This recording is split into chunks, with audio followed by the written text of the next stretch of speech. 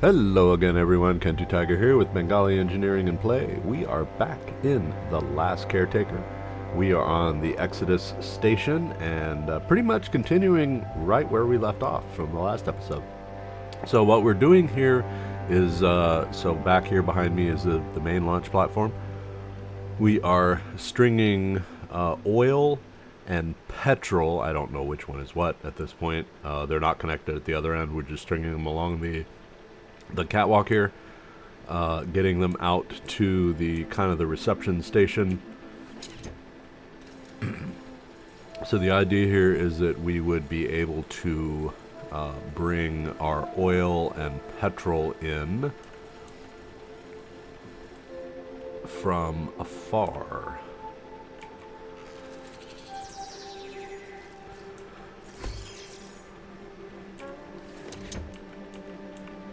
That was probably a mistake.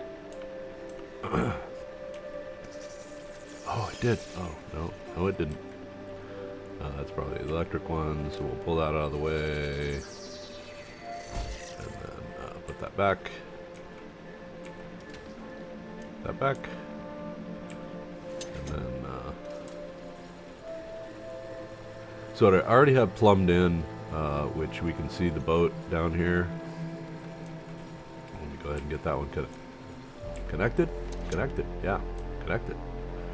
So we can see my boat here at the center, pier piling, whatever we're calling that. So kind of a semi-other dock. So basically, I have petrol and oil and electric going down here already. Maybe I don't have electric going down there because I don't know that it's really necessary. I probably don't. I don't remember having electric there. So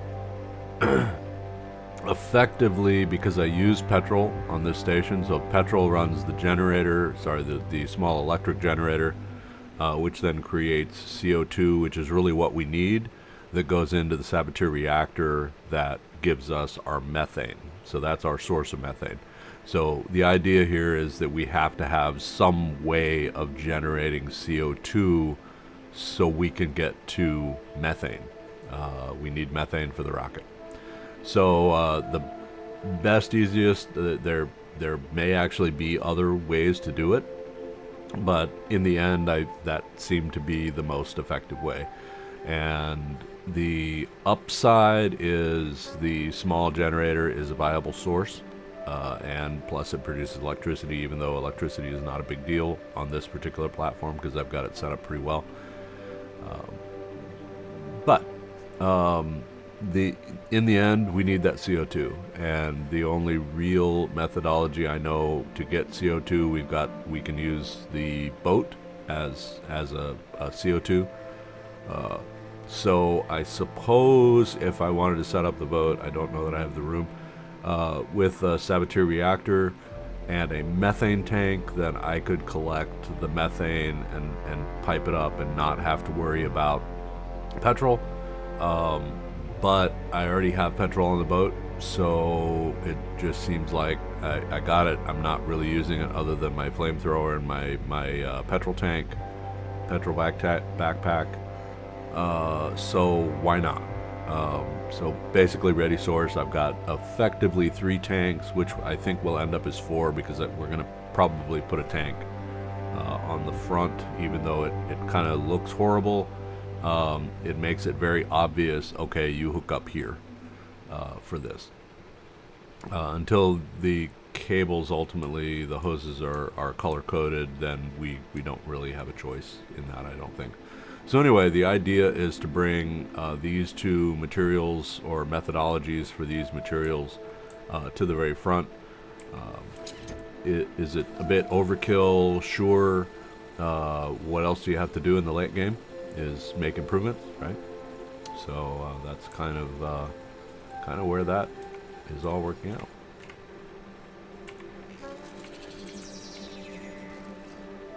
Alright, I'll go ahead and do this now just because. Q to turn off the shadow thing, the skeleton thing, and then drag this one back. So we'll see if we were reasonably faithful to this. So what I'm trying to do is to keep these under 20, so preferably into the 19 meter category, because it really seems to me like you get them at the 20 and it's actually not 20, it's like 24, and so the game does a, I guess, integrity check, a sanity check at some point and says, oh, those are longer, snap. So I don't know if that's really the case, if that was intentional, or is that just something, you know, the game is trying to do, you know, as a sidelines. You kind of get away with something even though it doesn't, you know, intentionally want you to get away with it, but you do, and then you pay for it later. So, but there's these problems that I've seen where things are disconnecting, and they seem to be disconnecting for absolutely no reason. But, you know, in the end, can't do anything about it, which means every time I revisit a facility,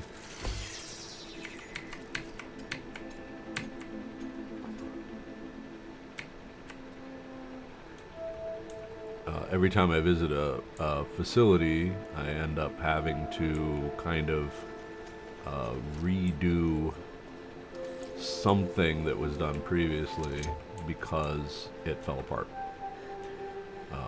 which is unfortunate, but until, you know, we get the game to, you know, 0.7, which is to say the devs get the game to the 0.7, then we're just going to have to endure all the little problems. And of course, if you are an avid player of any game and they have the mechanism in place, then please do always give that feedback. A lot of times there are issues in games, and a lot of people experience those issues, but because nobody expresses, hey, this is a problem, it never gets fixed. And because and this is sometimes it's meant as a slight, I don't mean it as a slight here in this context.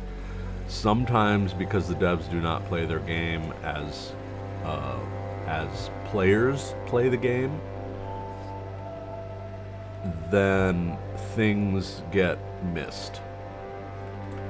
So it's not that they're intentionally saying, well, we're just going to screw the players. That does happen, but Channel 37 seems to really truly be the exception to a lot of development groups. Is they really very much seem genuine in wanting to know when there are issues. They're wanting to know. They actively solicit suggestions. So definitely when you have that kind of mechanism in place and available to you, take advantage, especially if you really like the game. I do, in fact, you know, very much like the game. I appreciate what they have been able to accomplish here in this game. And what really kind of amazes me is the fact that now storyline, obviously the story will develop over time. They have presented us with a very good and, dare I say, mechanically complete game here at the onset. It really is extremely functional. There are very few things that are legitimately not working, to the point where you have a very playable game at the onset, which I think is great. I think it's awesome.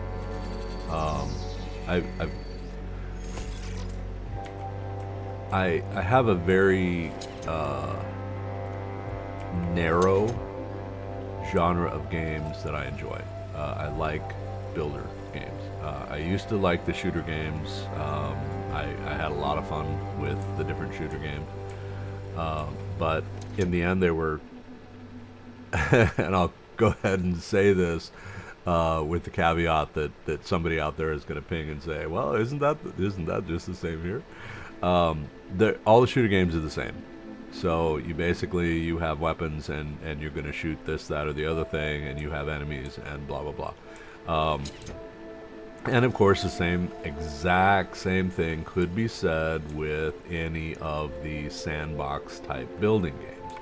What are you doing? Well, you're gathering resources. You're using those resources for X, Y, and Z, and building this and going through the quest line, and. So ultimately, yes, you are indeed correct. They are all kind of the same, a little bit different theme, a little bit different clothing, but in the end, they are about the same. That is true.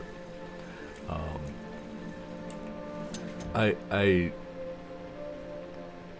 there are always unique aspects. So for those of you who have seen my channel, you know I spent a lot of time in Space Engineers. You can see that I've got I think like 11,000 hours or something like that in the game. So what does that really mean is that I've probably spent a whole lot of time underway, which is true. The other side of that particular equation is that I find a game that I enjoy, and I truly do play the hell out of it. So, you know, for what that's worth, that's true of any of the games that I truly enjoy.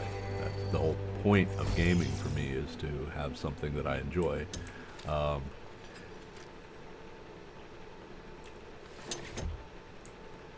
right. So, yeah, this is finding a new game like this is a good thing.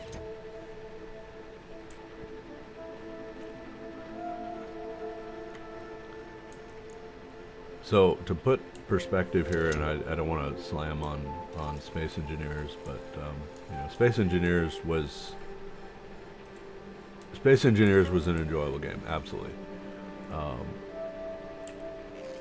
Space Engineers was 7 years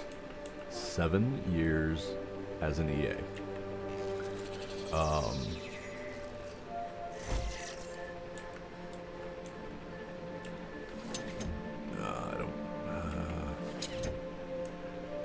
Where I had trouble with Space Engineers was the development group.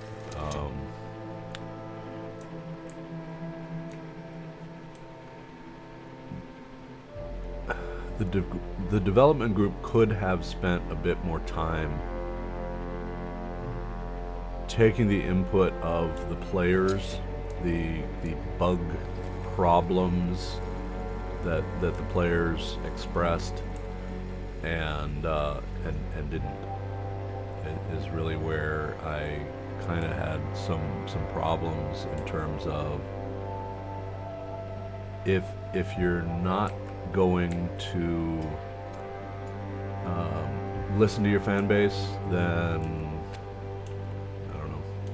To me, it seems your best ready source, who players are often going to have a different understanding. I won't say better understanding necessarily of the internal game mechanic, but they will certainly have a different understanding, and your players can know things about how the game mechanics work or not work, which may be beyond the conceptualization of the developers. And why do I say that? Is because the developers, this is coming from, oh, I'm out of power. This is coming from a trained design engineer. There are four power. Turn that off. The conceptualization of something that's in your head is all great, fine, and dandy. The downside, so B for build menu, the downside is that to get that idea, that concept from paper, which is to say from your mind, where this all was conceptualized originally, onto paper, is a trial. Okay, I don't need that one. The conceptualization that happens in your head is very often not viable. because you conceptualize certain things. Oh, this is not what I intended. Oops. And the exact same thing is true with taking it from paper to the final product. They are not the same. You will discover as you're building that, oh, that doesn't work. And you have to go back to the proverbial drawing board and change a few things. And when you change things, then hopefully they will in fact work. Maybe they won't. It does absolutely happen to the point where, okay, this has to go right back to pure conceptualization and we got to figure out what the hell. And they're done that. It happens. Sometimes there are things that just do not work out as you have conceptualized them. So engineering is a process. Design and development is a process. And it doesn't matter what you're designing, developing, it is a process. So the idea is, in this case, you have the design guy who is the engineer sitting at a desk who is taking conceptualization out of his head and putting it on paper, right? So his understanding of what this thing is intended to do and how we get there with the existing technology and that sort of thing may be a little different than the person who's actually taking that document and actually building the thing. So in many cases in my career, I have had the opportunity of working with the builders to take a design that I have done, conceptualized, put on paper for them. And it didn't work out perfectly, which meant now I was having to figure out exactly how am I going to make this work. Alright, so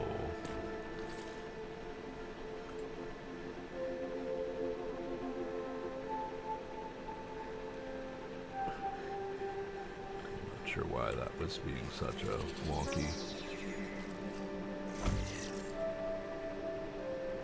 connect.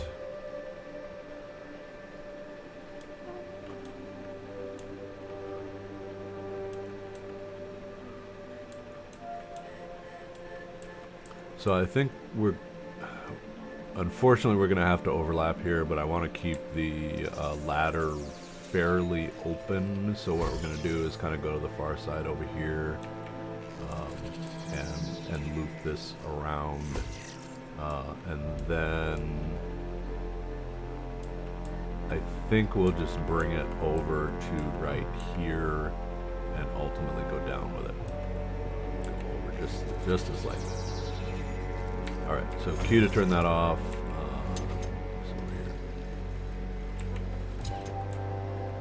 So where I was going with all that is it's always a pleasure when you have a set of developers who will actually listen to what the player base is telling them,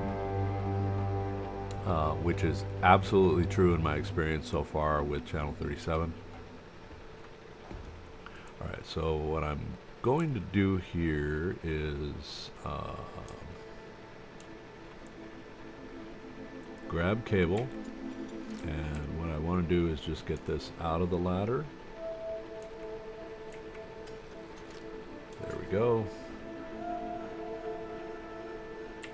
And connect onto the cable extender. So sometimes you can kind of untweak. They do weird things for whatever reason. I don't know why they do that, but they do that. Alright, so we put the cable on here. E for enter. You kind of have to watch what the key tips on the screen are telling you because they change. So just keep a good watch. So we're going literally down the ladder.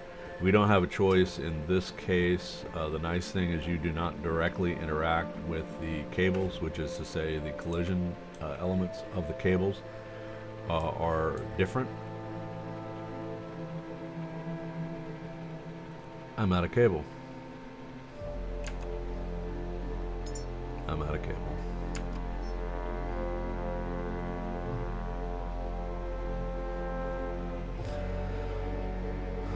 which is a little problem because. All right. Well, on the good side is where this is where the advantage would be of having moved the boat. So there's that.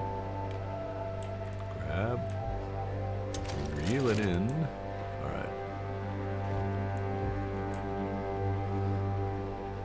So on the good news is we got it all this way. Now I could either let's do that just because. Now, ultimately, I'm going to have to follow the path. It seems a little convoluted. Technically, I could probably have gone off this side, but the goal is we have to get to that platform over there, and so getting down to a usable platform over there is kind of the out and about way. So I'm pretty much following the way the electric goes. It is more cable, but in the end, okay, it is coming across. In the end, do what works. If you can figure out how to, bungee jump all the way over and ultimately get to that platform over there, then you're better than I am, which is probably not a surprise at all. So maybe you could go up here and then swing off and end up down there, but in the end, you have a 20-meter limit on these cables. I understand why they did that. I'm not sure why 20 meters. I don't know. It may have been just the physics of the cables. Every segment of cable probably has its own instance of the physics, which does make a certain amount of sense. So I think, ultimately we can either create more cable up here, which I think I will do rather than use more resources from the boat, which are finite, obviously, abundant, but I've got a lot of facilities I've gone to where I have just left materials, and now that I kind of have reset up the boat for much more storage, I could arguably go and get those things. There's a lot of, so what I was doing is all the different platforms I would visit, I would basically scrap everything and leave it, because I had plenty enough on the boat to do pretty much everything I needed to do. So why put it on the boat? Because I would have to do more storage. Now I went totally nuts with storage on the boat, which meant I now have storage on the boat. If the boat truly is handling better, which it is, with that weight of the oil tanks on the front, it really did improve a lot of handling characteristics. So what I think from that perspective is having that extra weight on the ship on the boat is actually a really good idea.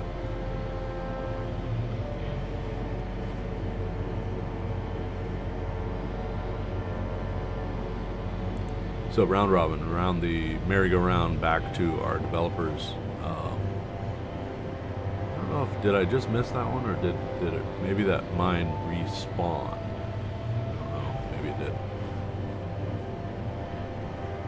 I thought I shot that one, but maybe I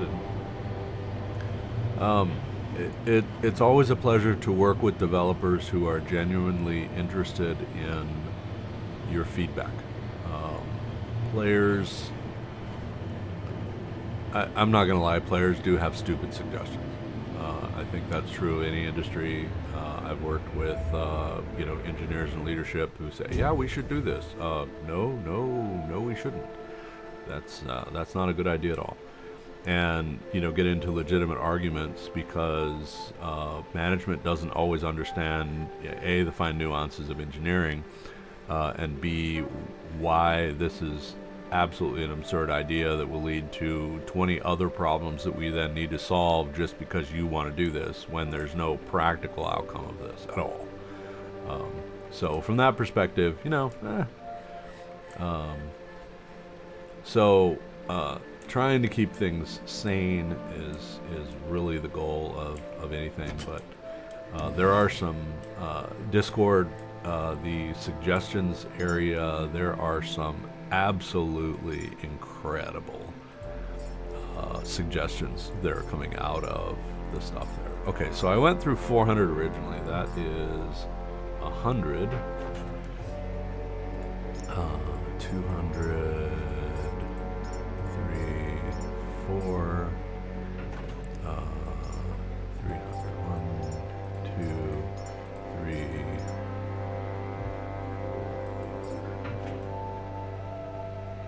I am running really low on plastic here.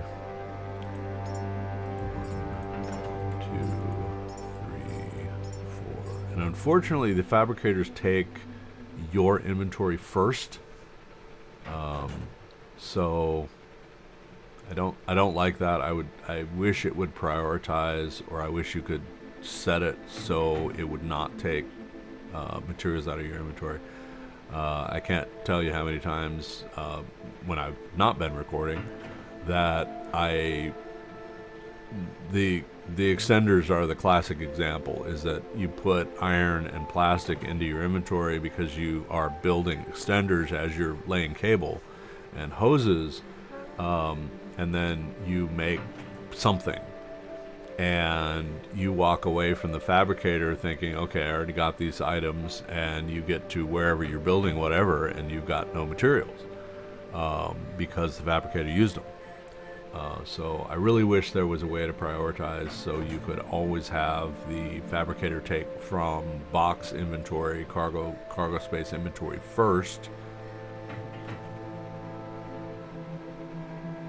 And maybe they will do that in the future. Maybe they will have a prioritization setting that you could actually, use.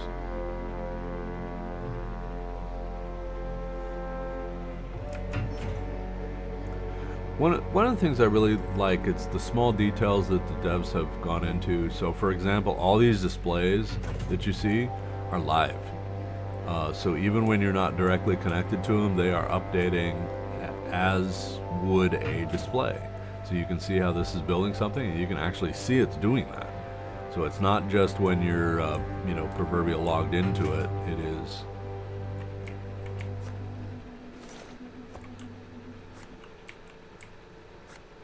It's when you're there. Oh, this is when it gets really laggy like this. You push a key and it doesn't necessarily sense the key. So this is the downside too. So I run into this on this particular machine. So I'm running at about 50% capacity on the CPU. So Exodus Station is a huge station. So there's a lot loaded into the proverbial game space. I'll say it that way, even though I don't know that that's necessarily factual. So it tends to be really laggy for me, and Lazarus Complex is the same because that facility is just so big. Most of the other platforms don't do that. So this is really, I think, simply because this facility is so big.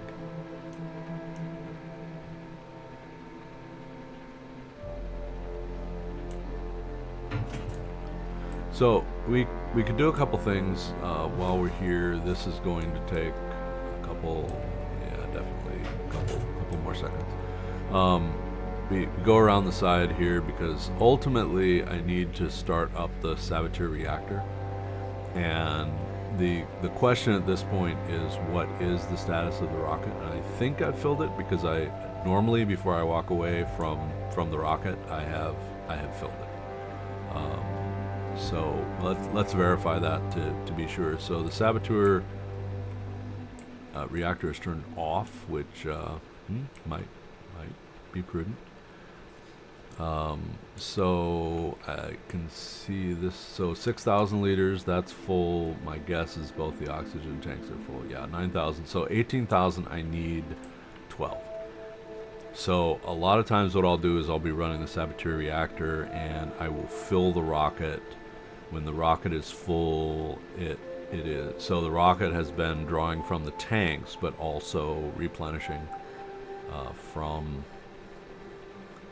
Okay, so one of the things to note, this does not have the capsule on it, so I may have done absolutely nothing to this when it landed. Looks like I did not. So when you log in over here, we can go to a startup, and from... Escape to get out of this. Yeah, so it just spawns the capsule.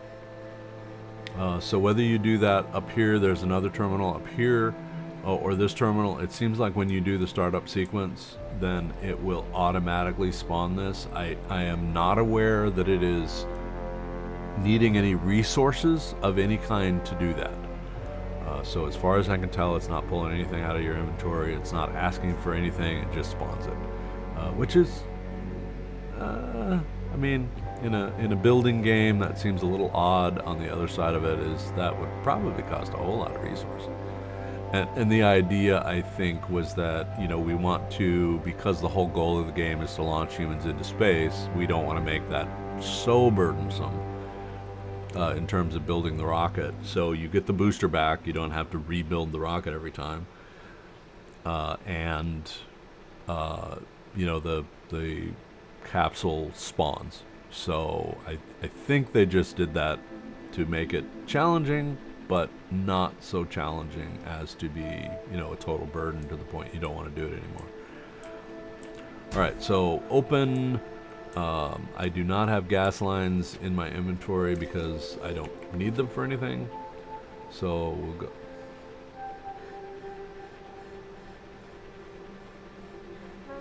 Alright, so my guess is we have some other problem here, because this should be working.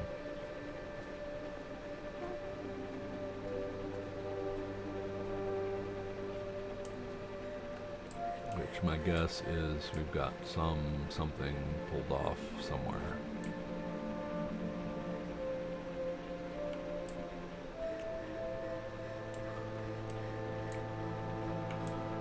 There should be.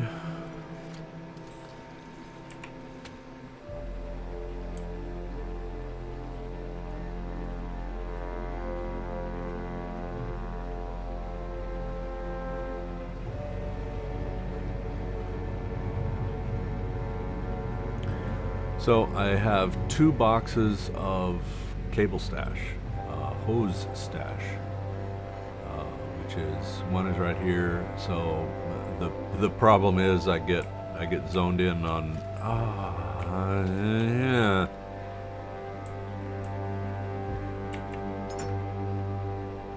There are things that I truly despise. Having 20 different functions on one key. And again, I understand they're trying to do the game controller thing and accommodate everybody, but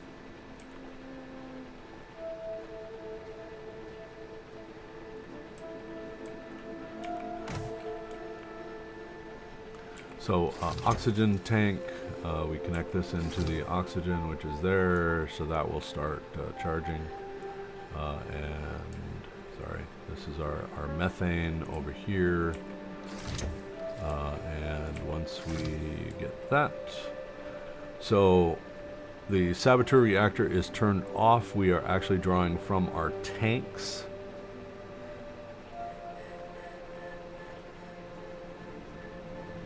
So we will dive off over here. You can see our tanks are drawing, rather our materials are drawing from the tanks. We will go ahead and turn the saboteur reactor on. We will try. So thankfully the generator seems to work perfectly, which means when it cannot output CO2, it does go into a standby state, which is really awesome. So now the saboteur reactor is creating both oxygen and methane over here. If you disconnect, let's go ahead and show. If you disconnect, then it is outputting oxygen because it's taking in water. But you see it goes into this kind of reactive state, you know, the flashy orange. It is still functioning, but it is only developing oxygen because it has water. So it absolutely has to have the carbon dioxide to produce the methane, which you see now. So we go fully green here on the Saboteur reactor, and it is, you can see, producing methane.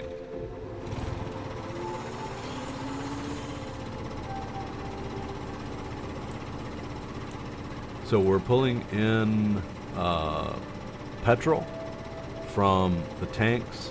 So there is the tank that is on the pier, on the dock down there, which is why you're seeing. So this is a good test to see that, okay, I do have that line, which we know goes all the way down there, is working fine. So it's trying to balance that. Apparently, yeah. So it's kind of cycling on and off. So what that really means is it's producing enough CO2 that it can go into standby for a moment. But because there's no tank or anything for CO2 at this point, then, you know, you kind of work with what you got. So that is the generator for CO2, even though it also generates electricity. So this is just proof of concept that I am indeed pulling petrol from that tank on the dock, which is a good thing. All right, so that is pulling successfully and filling the rocket with all three resources. Looks like it has finished with electric. This is why you have battery banks. That way you don't run yourself all the way down. Nope, it's still definitely got a lot going. There we go. It's cycling. So we know that we're up there on electric.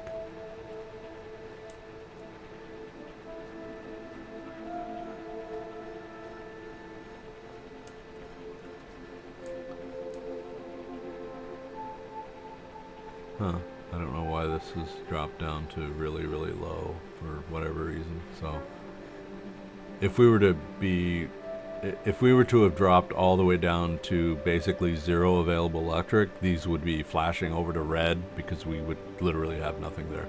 So this may just be the game has been running long enough that it's starting to get wonky. A lot of times what I find is I save my game, go out all the way out, and come back in, and then magically everything works fine again. So I don't know if that's a legitimate bug or not, but so what I think we will do is do that, and we're going to do that by way of ultimately I need to move the boat over to the reception area dock. So I think we will do that. So we know a lot of things are working here, a lot of things are behaving really strangely, but in the end I am refueling the rocket even though I don't have anything to go into the rocket at this point. That will be likely another series because I kind of want to redo that one. I have right now 8. Oh, this is not good. I have 8 Lazarus pods on the boat. So okay, well clearly that is a bit of a problem.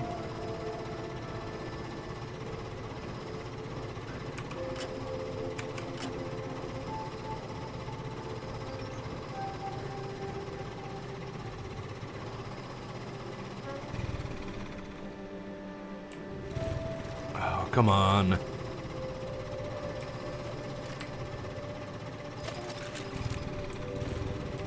Alright, so this is the frustrating part, is trying to figure out what the hell is going on here. So, okay, clearly these guys are dead. Why they're dead, I don't know, because they're hooked up to everything else.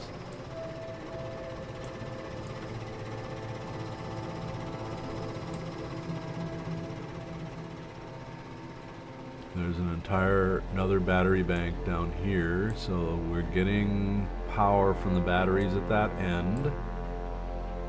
but we're not drawing anything from here. I've got an entire another battery bank over here that apparently is not doing anything.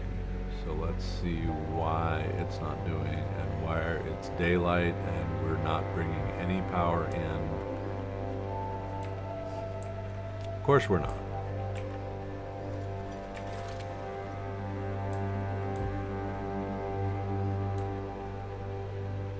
Alright, so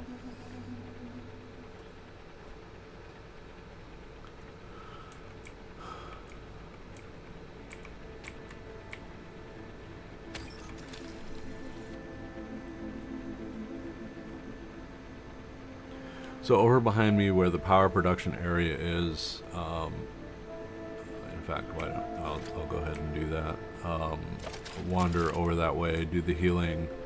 I'm not expecting any enemies here, but that's because I just spaced it and left my battery on 0, and you will start consuming vitality. So when your battery runs dead, it won't just kill you instantly.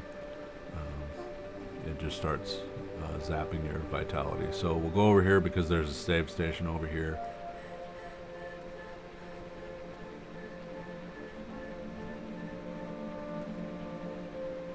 So yes, I sound frustrated because I am. There's just some basic things basic mechanics that should not be happening, as these little disconnects that you have to police every time. And it's like every time I start from a save, which is to say have come into the game, things don't work, and it's frustrating. Okay, let me go get power, because I should have done that when I walked up here, and the closest power is over here.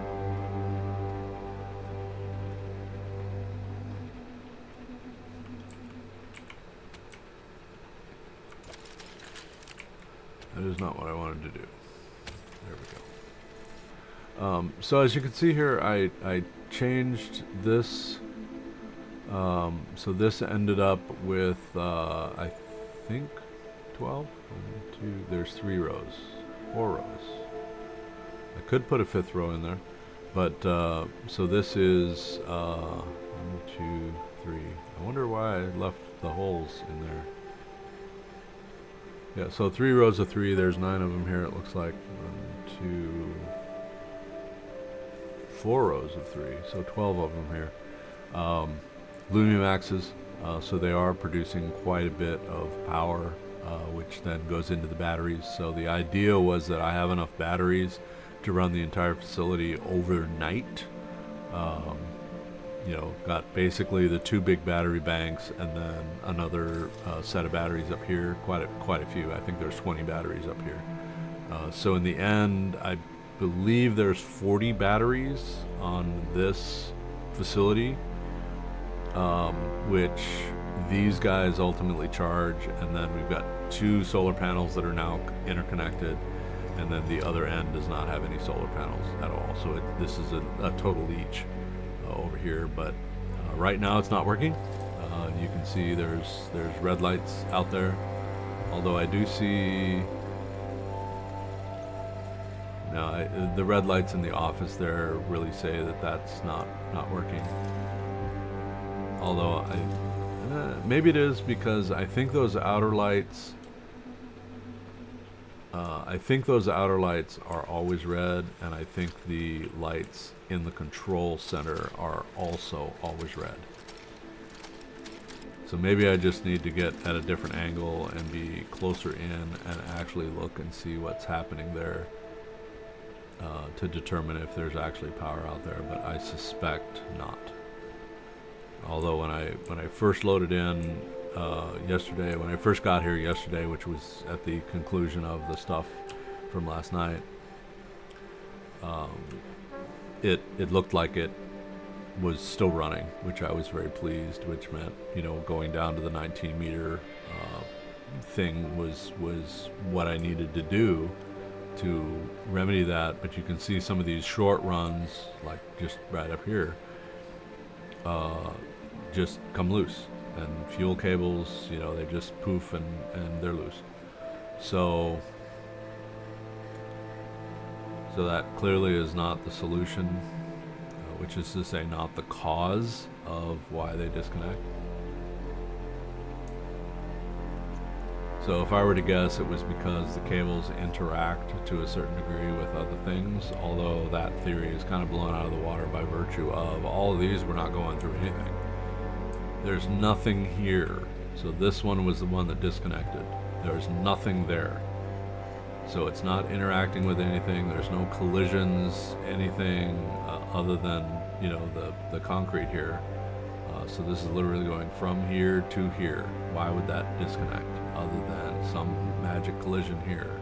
So anyway, let's pick up our cables, which is to say our hoses.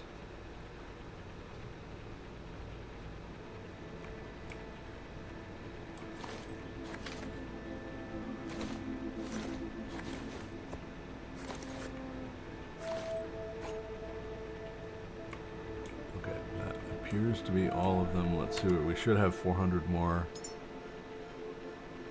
Yeah, give or take. Yep, 401. All right, we'll go ahead and turn this machine off. We ultimately need to move the boat over to the other side. So we'll come back and connect. So these go to the deck over here. Right, so these are our two right here, which is going to be oil and petrol, and I don't know which one is which. I don't know that it matters. The good news is we have petrol right over here, so we only have to get it over here. So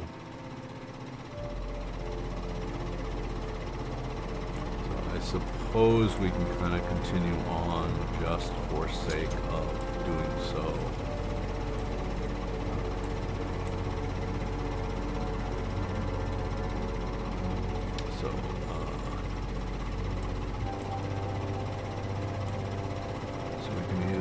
Get them lined up here and get a little bit closer so we're out and around that pillar. How far forward can we go? Not very far.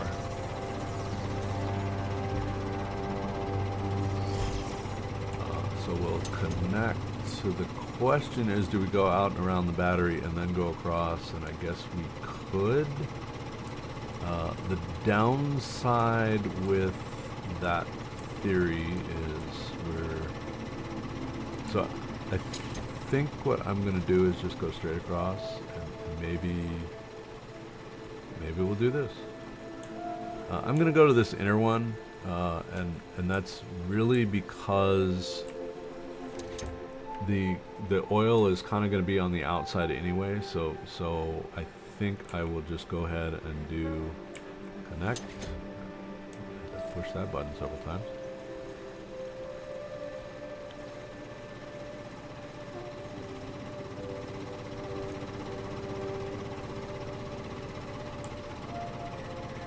That was not what I wanted to do, damn it.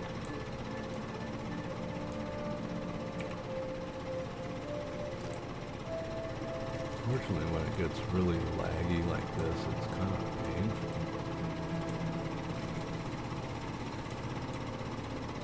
So normally I wouldn't put these at angles like this. I would try and keep everything symmetrical, but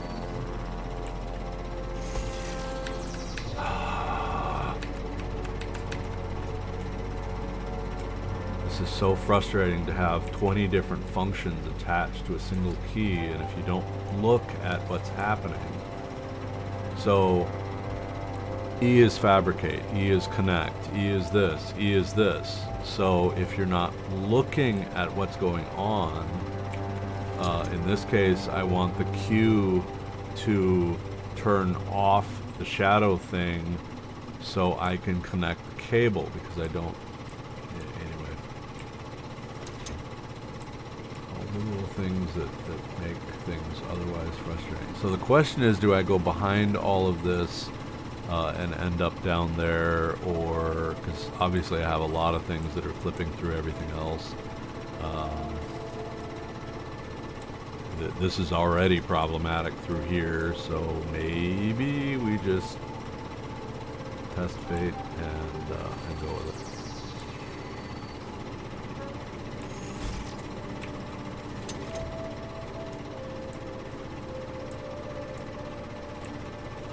Because oil ultimately is right there on the side of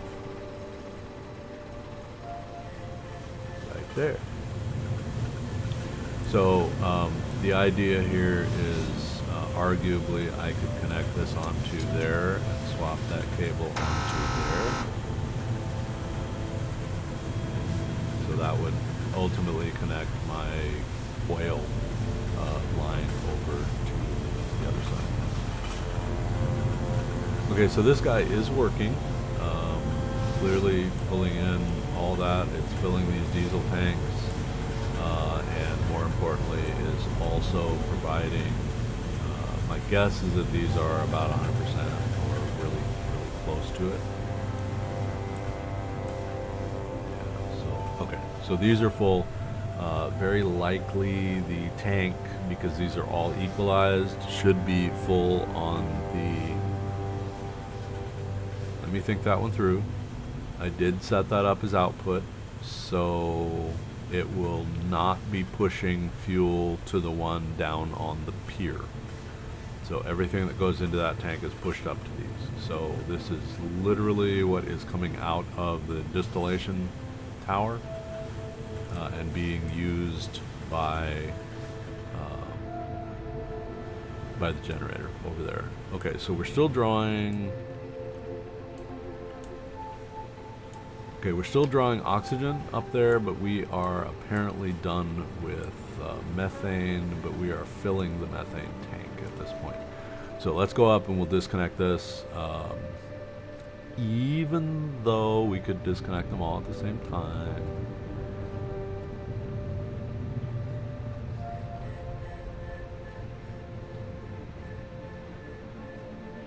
This is the downside to being OCD and a little too goal oriented. Is I see a goal and I have to go out, even though it's not necessarily the most efficient.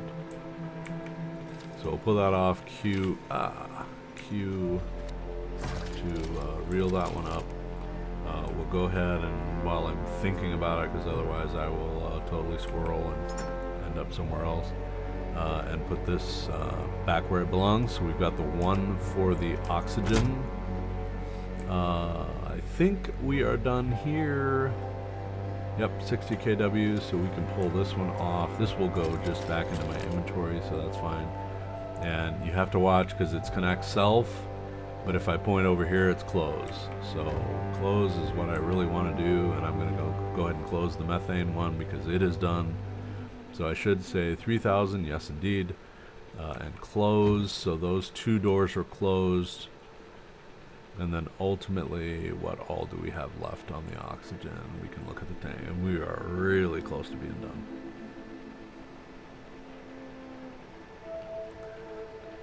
At 72,000 liters per hour, I don't know that the climb of the actual liters going into the tank is accurate, because it seems like that would be going up a whole lot faster, but maybe in this case the maths are not the maths. Don't know. Kind of like watching grass grow here, but we're almost there.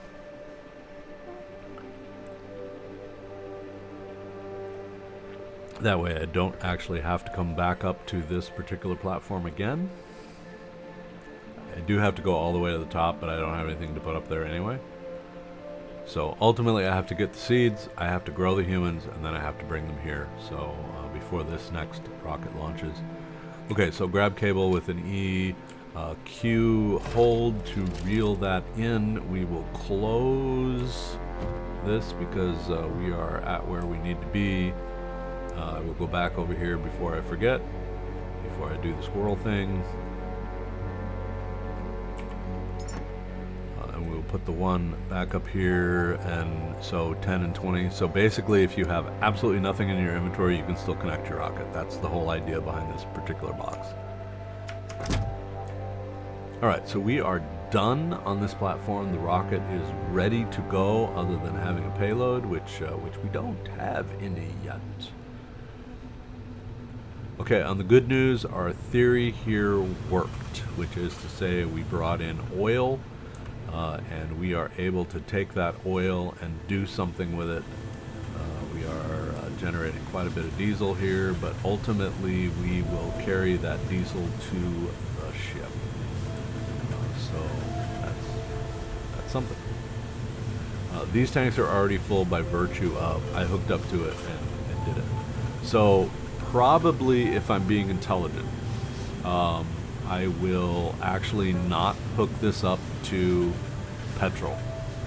I would hook it up to diesel because that kind of makes sense. I'm going to be producing diesel I cannot use here any other way, and petrol ultimately can be created by way of bringing in oil.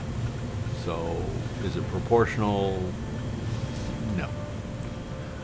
So there are drawbacks, but in the end, I've got 2 lines going out there, oil, and right now it's hooked up to petrol. But does it really need to be hooked up to petrol? I don't think that's the case. So petrol here is continuing, whereas I think we can actually. I think it's more intelligent to do diesel because ultimately, I really do need to get diesel on the boat. So if I'm producing diesel, why not? So let's go ahead. This is our diesel line. Let's go ahead and disconnect that here and connect that here. In fact, we could connect that here because it's here.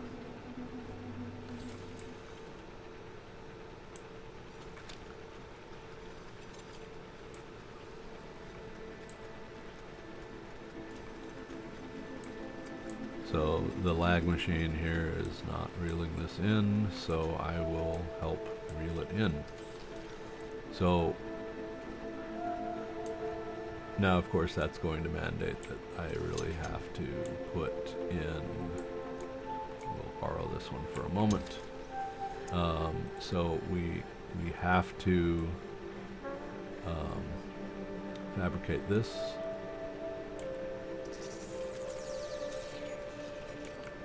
Q to turn off the shadow, and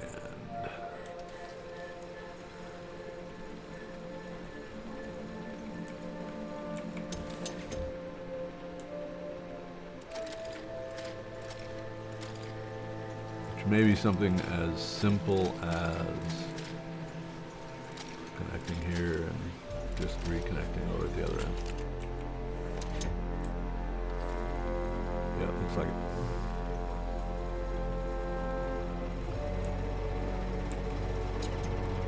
7 to bring up my dismantle tool, which then we can now get rid of this guy. So, can I legitimately call that pure OCD? No. I think anybody who likes to see things relatively organized is going to be the same. In this case, it was, do I string them across diagonally and make a big triangle, or do I, in fact, run all these in as they were? So, all right, so keeping track of which one is what is a little bit problematic. So what I think I've been fairly consistent in, so right now the one on the right is my diesel, the one on the left is oil, if I'm facing them as I am now. So it is what it is. All right, so we are down here. So the ultimate goal is we're going back out to this platform out here. So I'm just going to drop down here because that's the easiest way to get to this ladder, this staircase here going down.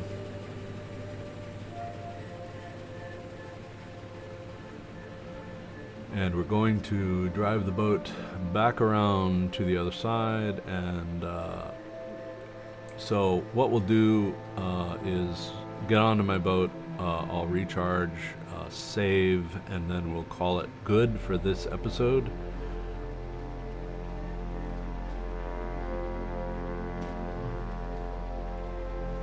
So space for jump there, and I do the space and hold because if you actually go over the edge, you can catch the edge by way of space. Whereas if you are not still holding the space, it might not catch you. Alright, we go down this ladder here. So enter to get on the ladder. I'm not touching anything, but I'm so laggy that I have no idea. And down we go.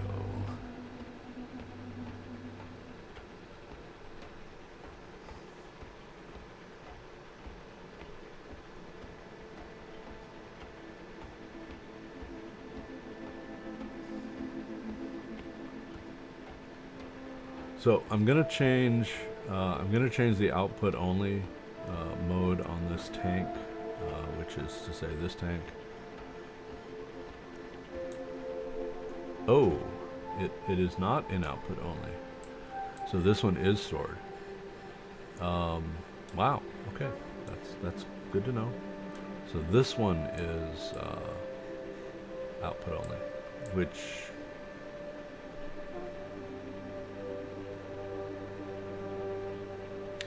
I suppose makes a certain amount of sense because there are 6 tanks up there. There are 6 tanks on the boat here, so it forces it all upstairs to those tanks up there, which I guess that's all right.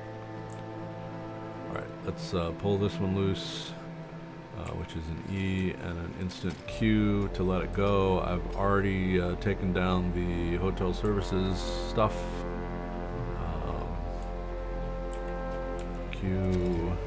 Jump onto the boat. All right.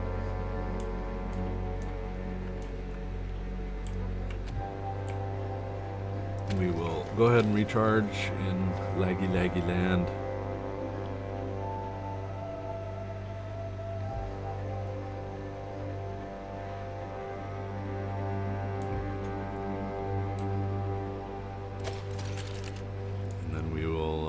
So I've got the 8 Lazarus containers here. So the idea is that I will do 2 more seed recoveries, I'll call them. So the idea is that I will get all 4 that time. Ran into a lot of discovery issues, namely with having to fight the angel, fight lag, fight the ship, trying to jump into orbit, fight sharks, fight more sharks. So anyway, yeah, that was a little insane. All right, so V to do quick backup, which is going into my slot. So I'm using slots 1, 2, and 5 right now. So 5 is my awesome. It is actually doing it.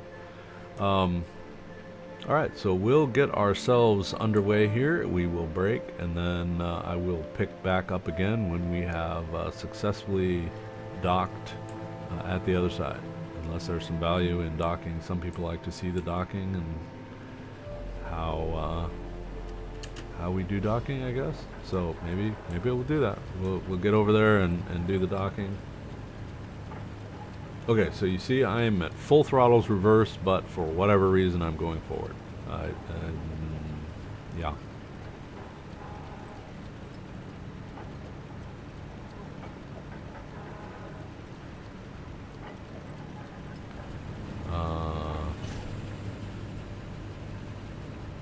Right. That looks like that's an anchor.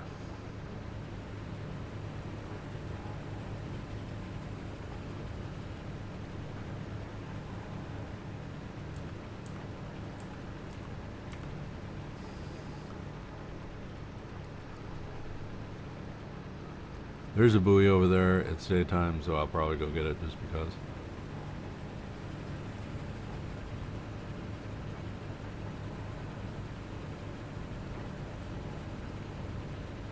Not sure what the anchor's doing. Probably an 8,000 pound anchor there.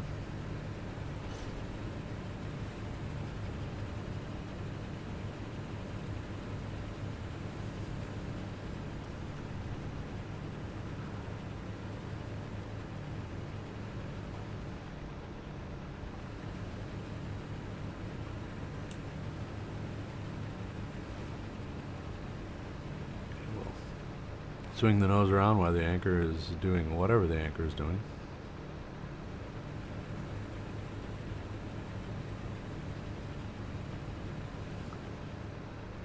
Actually swings around going forward much more gracefully than it does going backwards.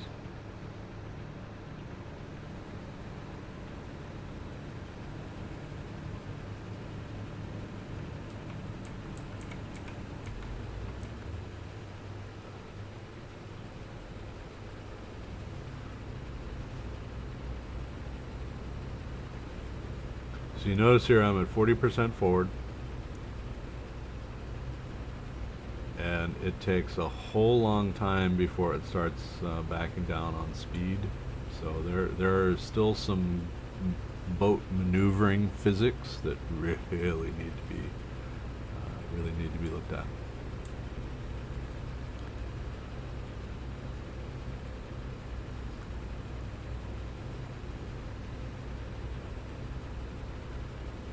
That sounds like a criticism, but it's really not, because if you, I mean, you don't necessarily think about, boat mechanics as being a necessarily complex thing, but you're talking about taking something, a mobile object in a game world of water. Now, for those of you who have done any programming or any simulation in the past, water is a liquid. So it's a free-flowing liquid that has its own physics. How water moves, how it behaves. Liquid, in this case, is non-compressible, but it does flow with the forces of other things. Why are there waves, for example? Waves are caused by a bunch of things, but wind, for those of you who do have any experience with maritime. So wind affects the height of the waves. Storm surge is all about really wind. So the wind is picked up enough to make those waves move. Those waves come crashing in from wherever. So waves, but that's all part of water physics. We take a mobile object, namely your boat, and you're moving it through the water, which has its own physics. Now you have two different physics models interacting with one another, and how they interact can be really strange. So not only do we have to model the boat as an object, but we have to model the boat as its movement, which is an entirely different model. So how to make it go forward, how to make it go backwards, how to translate the engine, the throttles, to something. So this is all these things that are playing into how do we develop. I hate this oscillation because you can't do anything about it. It's sometimes really difficult to get it back to a zero.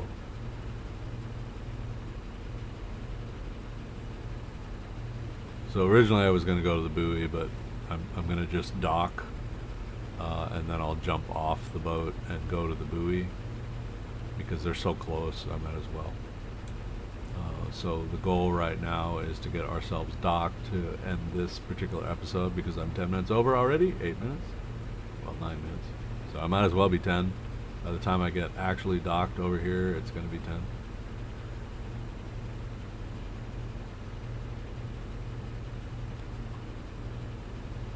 So the trick here is when to let go of your rudder, which is to say rudder amidships, and how far will the nose swing, and at these really slow speeds, it does straighten out really quickly usually.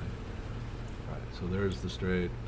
So the trick is I want to get close enough to the dock here that I can legitimately jump over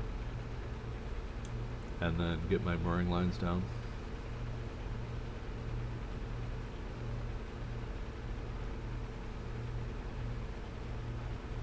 So what I typically do, I'm coming up, now I'm dealing with lag, so I don't really know what I'm looking at, so I'm going to, oh, I didn't want to do that. Come on, come on. This is, I guess, another bug that you have to go out and away and then come back in, and so what I want to do is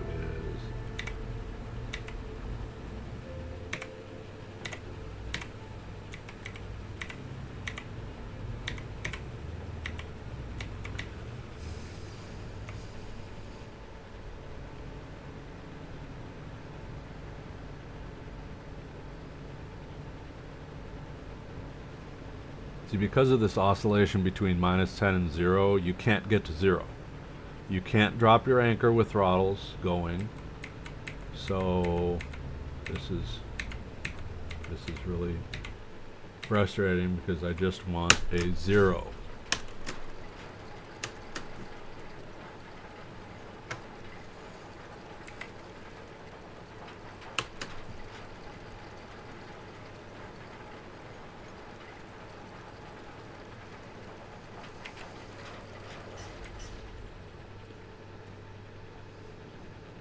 It's the simple shit that frustrates me the most.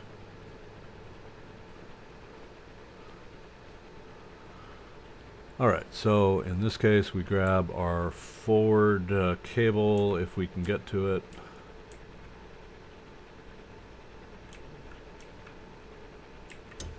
Ah, god damn it. Fucking Christ. I'm the idiot who put them here. Mooring cable, jump.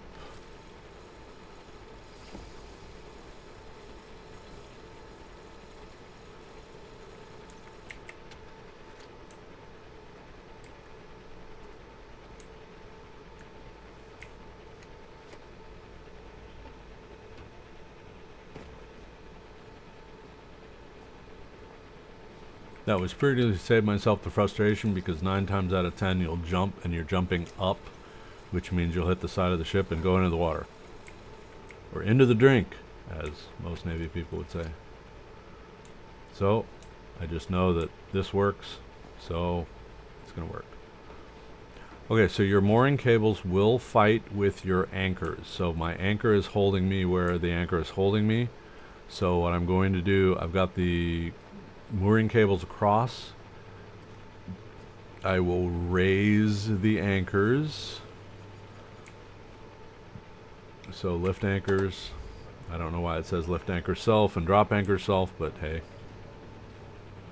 And go out here on the bridge wing and watch what's going on. So the idea is that the mooring cables will pull our boat forward as well as up against the pier. So eventually the mooring cables should equalize everything. And once we're equalized and pulled neatly up against the pier, then I will re-drop my anchors. So the idea here is if the mooring cables let loose, the mooring cables are much, much better. So it used to be in high seas, and every time you reloaded your game, it would do this. So you see the mooring cables are almost equalized now. And we are now pulled up against the pier, up against the dock.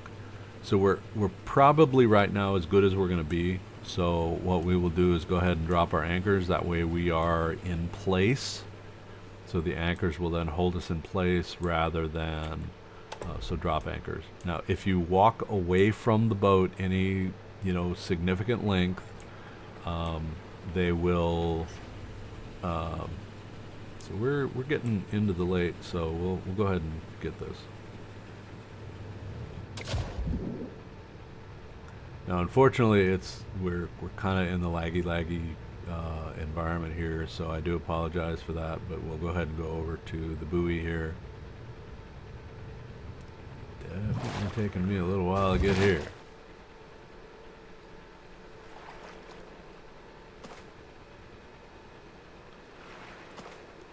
So as long as the sun, it actually, you know, the moon is, I'll I'm not sure the scale of time here is so far off, but the the moon legitimately has to be, you know, a couple hours into the night before the slugs come out. So even though I'm pushing it here by coming right at dusk, we're gonna go for it. All right, yeah, E to interact. We're gonna take it all, which is a G, and then this will turn red. You see, so here's the red, and then once it goes red, it's gonna start to sink, and then run for the boat.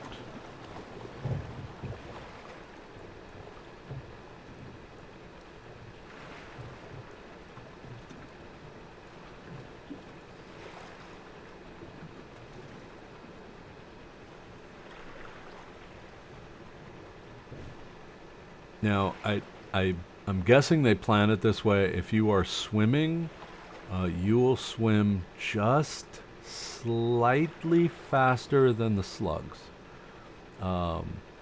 So if you are genuinely trying to escape, now you cannot dawdle in any way, shape, or form. You have to hit the ladders exactly. You can keep yourself from dying when dealing with the slugs. Now, that is very difficult to do in the ocean because they could be coming at you from different directions, which means you might be swimming directly into a group at the same time you're trying to evade another one. So, for what that's worth. All right, we're gonna loop in here. We're going to do a charge. So that's an E and then an E hold now to prevent accidental connections, which is good and bad. It's good because it will prevent you from doing accidental connections where you didn't want them before, but it is bad because we're creatures of habit, right? So we get used to certain key combinations that do what we want to do. So we get that idea in our head, and this is what we want to accomplish, and then that doesn't work anymore. So change is a thing. All right, we're gonna stop here because this is a great, convenient place. I'm actually going to restart the game here because I think part of the lag is just we're doing weird things. Plus the behaviors you saw up there, you know, at the rocket are doing weird things. So I think it's just time to restart the entire game. So with that, thank you so much for watching. This is Kenty Tiger signing off, and we'll catch you next time.